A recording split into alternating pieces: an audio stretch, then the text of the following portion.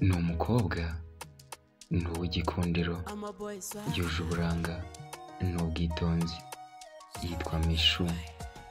Mishu ni muntu ki? Mishu ni umukinnyi w'amafilime mu Rwanda.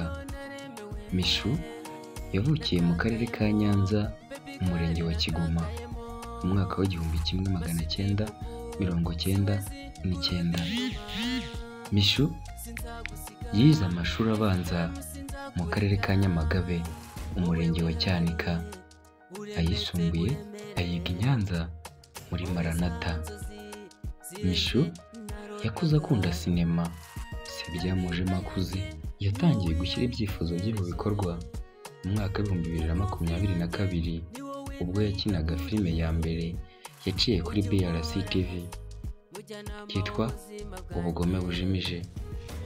Ubugome Bujimije yarakunzwe, ikundwa cyane, imuha motivasiyo yo gukomeza akina iyitwa Kavumo n'izindi nyinshi zitandukanye.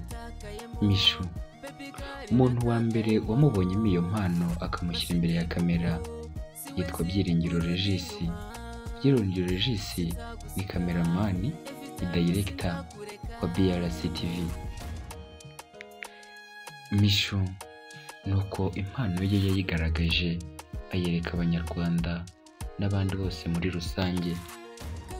Mishu, umuntu wamuhaye motivasiyo ngo ibi bintu nabijyemo ni murumuna we mu nda wamufashije, yitwa Keza.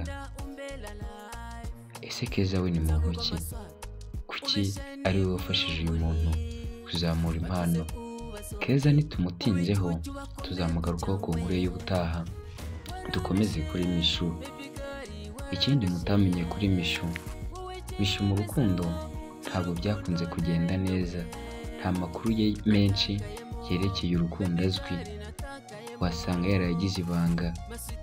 Ikindi tuzi kuri Mishu, ubu ni umukobwa witonda, wubaha, ugira impuhwe yewe n'imbabazi. Mishu tugiye kumuvugaho ubwo ntitwabona amakaye, reka inkuru ye tuyicumbikira ahangaha.